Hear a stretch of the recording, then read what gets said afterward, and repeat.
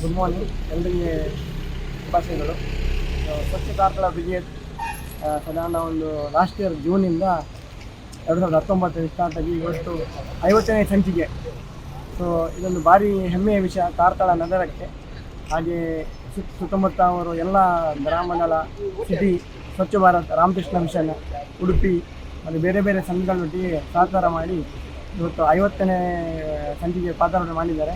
ಇದೊಂದು ಭಾಳ ಖುಷಿಯ ವಿಚಾರ.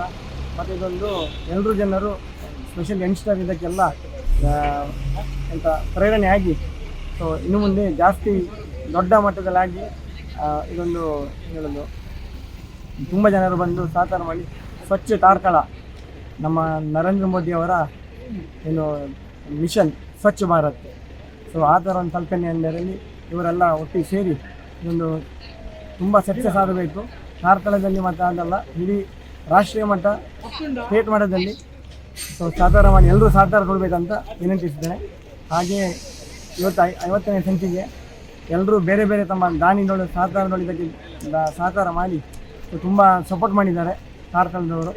ಹಾಗೆ ಮುಂದೆ ಈ ಸ್ವಚ್ಛ ಕಾರ್ಕಳ ಬ್ರಿಗೇಡಿಗೆ ತುಂಬ ಜನರು ಇನ್ನೂ ಸಹ ಜನರು ಜಾಸ್ತಿ ಬಂದು ಇದಕ್ಕೆ ಸಪೋರ್ಟ್ ಮಾಡಿದ್ದು ದೊಡ್ಡ ಮಟ್ಟದಲ್ಲಾಗಿ ಏನು ಹೇಳೋದು ಭಾರಿ ಸಕ್ಸಸ್ಫುಲ್ ಆಗಿ ನಡಿಬೇಕು.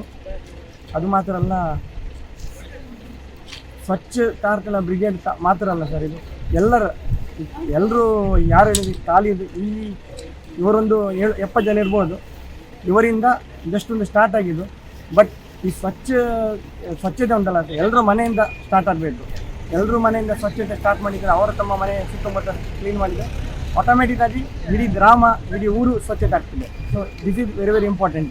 ಸೊ ಇವರೊಂದು ಎಂತ ಹೇಳೋದು, ನಮ್ಮ ಸ್ವಚ್ಛ ಕಾರ್ಕಳ ಬ್ರಿಗೇಡ್ ಜಸ್ಟ್ ಒಂದು ಫೌಂಡೇಶನ್ ಇದಕ್ಕೆ.